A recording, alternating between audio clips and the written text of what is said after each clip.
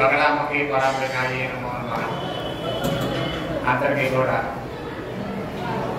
ఉగాది అయిన తర్వాత కూడా మళ్ళీ శుభాకాంక్షలు చెప్తున్నాం. ఎందుకంటే ఇంకా 5-6 రోజులు అయింది కాబట్టి మరి ఈ సందర్భంగా అందరికీ కూడా ఒక విశేషం చెప్పాలి.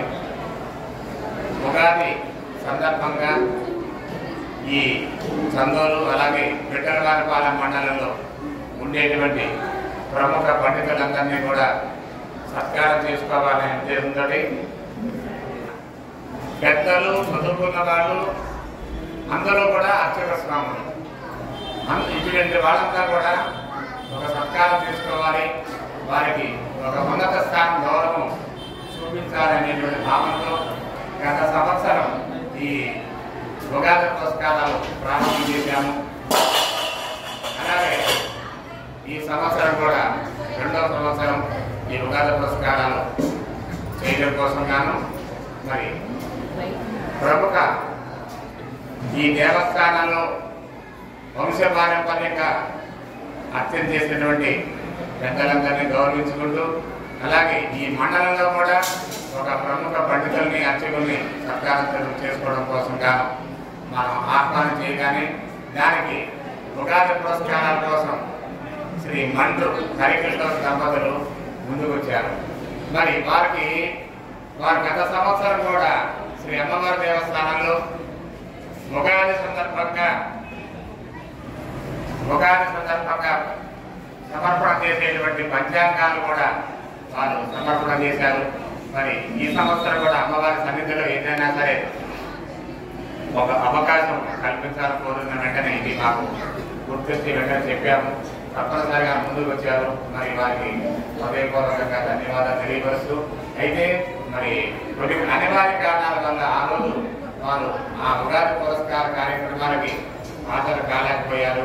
మరి ఆ రోజు ఉగాది పురస్కార కార్యక్రమాలలో మరి ప్రముఖంగా మా ఎండోమెంట్ జిల్లా అధికారి వానగాల్రావు గారు, అలాగే బాపట్ల జిల్లా జడ్జి గారు శ్రీ బాలాజీ గారు, అలాగే ప్రముఖ పారిశ్రామికవేత్త చంద్రశేఖర్ ప్రసాద్ గారు మరి వీళ్ళంతా కూడా హాజరయ్యారు.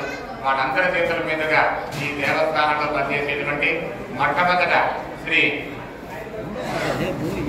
జగదేశ్వర స్వామి వారి దేవస్థానంలో పనిచేసేటువంటి అర్చక స్వామి శ్రీ వేదాంతం కృష్ణమాచార్య గారు, అలాగే లింగోద్భవ స్వామి దేవస్థానంలో వంశపారంపర్య అర్చక స్వామి అయినటువంటి దండపట్ల తారక రాంబాబు గారు, అలాగే ఈ బగడాముఖి అమ్మవారి ఆలయంలో పనిచేసేటువంటి అర్చక పూజారి శ్రీ దొంతి భోజన భట్టారెడ్డి, అలాగే మండలంలో ప్రముఖ పండితులు పెద్దలు అయినటువంటి శ్రీ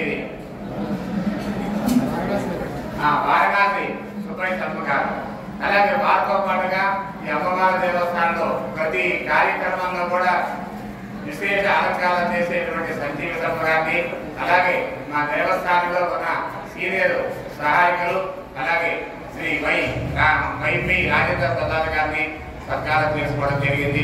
మరి అటువంటి సత్కార కార్యక్రమాలన్నింటినీ కూడా మరి స్పాన్సర్ గా ఉండేటువంటి వారు ఈ రోజు అమ్మవారి ఆలయానికి వచ్చేయడం జరిగింది. వారిని దేవస్థానం తరఫున ఒక ప్రబలించిన సత్కారం చేసుకోవాలని కోరుకున్నాం. అలాగే వారి యొక్క అభిప్రాయం కూడా తెలుసుకోబోతున్నాం. హరి గారు అలాగే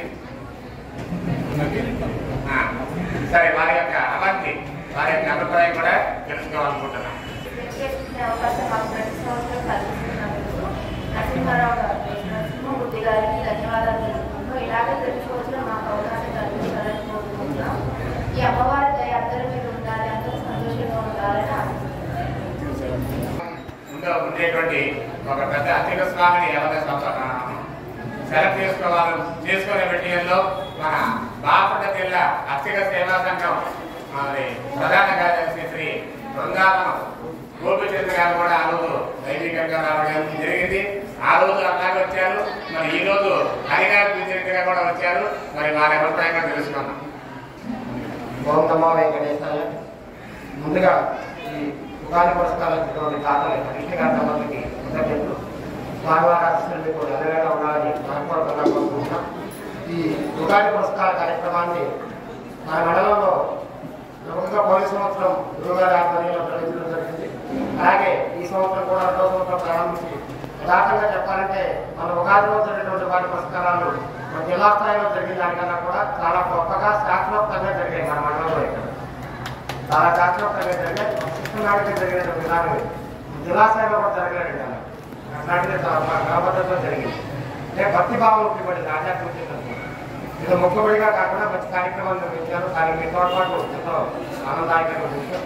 అలాగే ఈ కార్యక్రమాన్ని నిర్వహించడానికి గురువుగారు మూర్తిగా చేసినటువంటి కృషి ఎంతో విశేషమైంది. ఆ సెలెక్ట్ చేయడం కూడా ఏదో సహజంగా అన్ని ప్రాంతాల్లో అర్చకులు ఎవరు పట్టించుకోరండి. అలాంటిది మనకి ఉపాధి పురస్కారాల సందర్భంగా అర్చకులు గౌరవించుకునే విధానాన్ని మన మండల స్థాయిలో ప్రారంభించిన గురువుగారు అలాగే మీ తోడ్పాటు ఎలవేళ కూడా ఉండాలని, ఆ అమ్మవారి ఆశీస్సులు మీకు ఎలా కూడా ఉండాలని కోరుకుంటూ ఓం నమో వెంకటేశ్వర. శాఖ తరఫున ప్రతి సంవత్సరం కూడా జరుగుతూనే ఉంటుంది.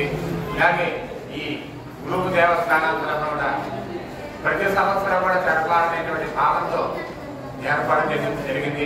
మరి ప్రారంభం చేయడం జరిగితే ఆటోమేటిక్గా సాగడం ఎవరు ఏ స్థాయిలో ఉన్నా సరే తప్పనిసరిగా జరుగుతుందనే భావంతో ఈ కార్యక్రమాన్ని కొనసాగిస్తున్నాం.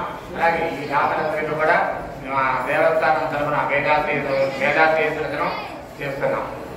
ఆయుర్వర్ధయేనార్థయంతి శతమేనమేవ శతాత్మానం భవతి శతమనంతం భవతి శతమైశ్వర్యం భవతి శతమితి శతం దీర్ఘమాయుః ఆయుర్దాగ్నే హర్షోజానో భృతప్రతీకో భృతయో నిలేహి కృతం వీరామధిజారవ్యం విదేవ పుత్రమభిరక్షతాదిమం పశ్యతి పుత్రం పశ్యతి పౌత్రం ప్రజయా పశుభిర్ధనైర్జాయతే యత్కేవం విదిశోऽగ్నిహోత్రం జపతి యౌచేన దేవం వేద శతమానం భవతి శతాయుః పురుషస్యతేంద్రియ ఆయుష్యేవేంద్రియే ప్రతిష్టతి.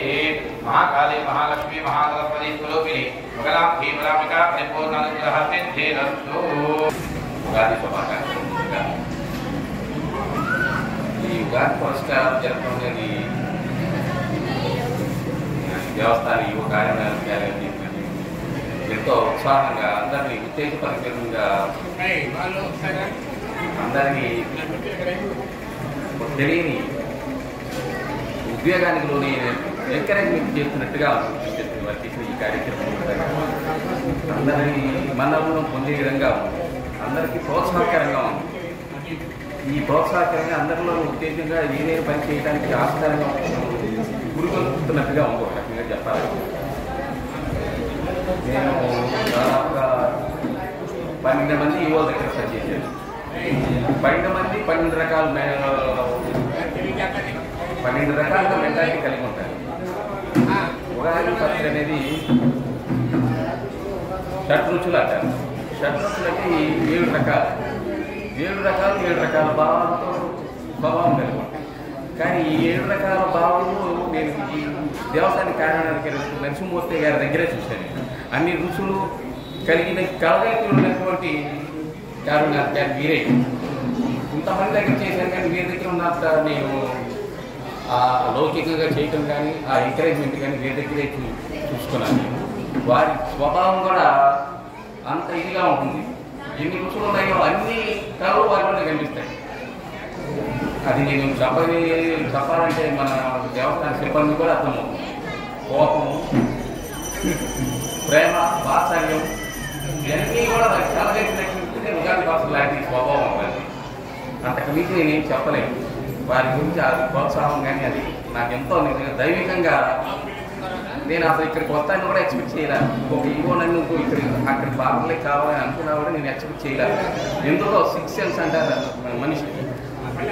ఎప్పటికైనా నేను ఇక్కడికే వస్తానేమో, వీరి దగ్గరే పనిచేస్తానేమో అనేది నాకు 6 సెన్స్ లాగా అనిపిస్తూనే ఉంది. నిజంగా అమ్మవారి దైవం అనుకోండి. వారి అనుగ్రహంలో ఈ రకంగా ఇక్కడికి ఈ దేవస్థానానికి రాగలిగానేమో అనిపిస్తుంది. నిజంగా ఈ నా మనసులో నుంచి వచ్చిన మాటలవి వారికి నిజంగా రుణపడి ఉంటారు. ధన్యవాదాలు. జై శ్రీ బగలాముఖి బళ్ళం అమ్మవారి దేవస్థానం సంగరావు భక్తులందరికీ కూడా, హిందూ సోదరులందరికీ కూడా ముందుగా ఉగాది శుభాకాంక్షలు. మన తెలుగు వారి తెలుగు పండుగ, తొలి పండుగ ఉగాది పర్వదినం. ఆ సందర్భంగా మా గురువుగారు అయినటువంటి శ్రీ ఘంటసాల నరసింహమూర్తి గారు ఈఓ గారుగా మా యొక్క శ్రీ బగలాముఖి టెంపుల్ మరియు లింగోద్భవ స్వామి టెంపుల్, చెన్నకేశ్వర స్వామి టెంపుల్ని వారు నిర్వహిస్తూ ఉన్నారు. కార్యనిర్వహణ అధికారిగా వారి సారథ్యంలో ప్రప్రథమంగా పోయిన సంవత్సరం ఎక్కడైతే ఎవరైతే అంకిత భావంతో పనిచేసేటటువంటి స్టాఫ్ ఉన్నారో వాళ్ళందరినీ కూడా ఆయన గుర్తించి వాళ్ళని ఉగాది పురస్కారాలుగా వారికి ఒక నూతన ఉత్తేజాన్ని కలిగించే విధంగా గుర్తించటము. వాళ్ళందరికీ కూడా మనం చాలా ప్రసార మాధ్యమాల్లోనే చూస్తుంటాం పెద్ద పెద్ద ప్రోగ్రామ్స్లో ఉగాది పురస్కారాలు. కానీ మా కుగ్రామం అయినటువంటి చందోలు గ్రామంలో మా అందరి మధ్యన మేమందరం కూడా సంతోషించే విధంగా మేమెప్పుడు కని విని ఎరుగని ఉగాది పురస్కారాలని మరి పొరుగు నుండి ఉన్నటువంటి స్టాఫ్లు కూడా మా దేవాలయాల్లో పనిచేస్తున్నటువంటి వారి అంకిత భావాన్ని గుర్తు చేసుకొని గుర్తించి వారికి ఉగాది పురస్కారాలుగా వాళ్ళందరినీ కూడా మేము ఘనంగా సన్మానించుకుంటాం. నిజంగా మా గ్రామం మా అదృష్టంగా భావిస్తూ ఉన్నాము. ఇక మా గురువు గారు నరసింహమూర్తి గారి గురించి చెప్పాలంటే వారు ఏ కార్యక్రమం చేసినా అత్యద్భుతంగా ఉంటుంది. వారు తొలి అడుగు వేస్తారు, ఆ తర్వాత ఆ కార్యక్రమం అలా కంటిన్యూ అయిపోతూనే ఉంటుంది. ఇలా ఈ రోజున ఈ హిందూ హైందవ ధర్మాన్ని భక్తులందరినీ కూడా మరి హిందుత్వం వైపు మన దేవి దేవతల వైపున మరి అత్యంత దగ్గరగా చేరువుగా చేరుస్తూ వాళ్ళ యొక్క మనోభావాలకు తగినట్టుగా వాళ్ళ కోరికలను అమ్మవారు తీర్చే విధముగా మరి ఆయన ప్రోత్సహించటము, ఈ విధమైనటువంటి ఆరాధన చేసుకోండి, ఈ విధమైనటువంటి పూజా కార్యక్రమం అమ్మవారికి ప్రదక్షిణాలు మరియు పొంగలి పాల పొంగళ్ళు సమర్పణ చేసుకుంటూ అనునిత్యం మీరు అమ్మవారికి దగ్గరగా ప్రయాణం చేసి దగ్గరగా ఉండి మీ మనసులో కోరికను అమ్మవారికి విన్నవించుకున్నట్లయితే పిలిస్తే పలికేటటువంటి అతి పురాతనమైనటువంటి మరి 16వ శతాబ్దంలో ఉన్నటువంటి చోళరాజుల హయాంలో శ్రీ భగళాముఖి అమ్మవారు స్వయంభూగా వెలసినటువంటి స్వయంభూ దేవాలయం చందూరు. వారు ఛార్జ్ తీసుకున్న తర్వాత ఒక తిరుమల తిరుపతి వెంకటేశ్వర స్వామి వారికి పద కవితా సారథ్యాన్ని నిర్వహించి అన్నమాచార్యులు ఏ విధంగా అయితే వెంకటేశ్వర స్వామి వారి వైభవాన్ని ప్రజల్లోకి తీసుకుని వెళ్ళారు, అలాగే భద్రాద్రి రామదాసు భద్రాచలం రాముల వారి యొక్క ఔన్నత్యాన్ని వారి మహిమని ఏ విధంగా అయితే వారు ప్రజల్లోకి తీసుకెళ్లి ఆ రాముల వారి యొక్క మహిమను చాటారు, అలాగే మా ఈవో గారు నరసింహమూర్తి గారు మా చందోలు భగళాముఖి టెంపుల్స్కి ఛార్జ్ తీసుకున్న దగ్గర నుంచి కూడా ప్రజలు అందరూ కూడా చాలా మంది తెలియనటువంటి వాళ్ళు కూడా ప్రసార మాధ్యమాల ద్వారా మరి చెప్పడము, వారిని అమ్మవారికి దగ్గరగా నడిపించడము, వారి కోరికలను తీర్చుకుంటాం. మా యొక్క గ్రామానికి ఈ భక్తజనులు ఈ విధంగా విరివిగా పోటెత్తుతూ అమ్మవారిని దర్శించుకొని మేము అమ్మవారికి ఈ కోరిక కోరాం, మేము మాకు వివాహం కాని వారికి మా కుటుంబంలో వివాహం జరిగింది, సంతానం లేని వారికి సంతానం అమ్మవారు మరి ఒసిగింది, ఇలా మాకు ఉద్యోగంలో పదవీ ఉన్నత కోరినప్పుడు ఆ యొక్క కార్యక్రమం నెరవేరిందని వాళ్ళ కోరికలను అమ్మవారు తీర్చిందని మా ముందు సాక్ష్యంగా నిలబడి వాళ్ళు చెప్పినప్పుడు మాకు చాలా ఆనందదాయకంగా ఉంటుంది. మా గ్రామంలో ఉన్నటువంటి మా అమ్మవారు ఇంతమంది అన్నార్థుల యొక్క కోరికలను తీరుస్తూ ఇంత శోభాయమానంగా విరాజిల్లుతూ ఉన్నారు. కాబట్టి రండి, దర్శించండి, మీ అభీష్టాలను నెరవేర్చుకోండి. తరతరాల చరిత్ర కలిగి మహిమాన్వితముగా స్వయంభూగా వెలిసినటువంటి శ్రీ భగళాముఖి అమ్మవారి దేవాలయం చందోలు గ్రామం, పిఠలవానిపాలెం మండలం, గుంటూరు జిల్లా. జై శ్రీ భగళాముఖి మాత, చందోలు గ్రామం.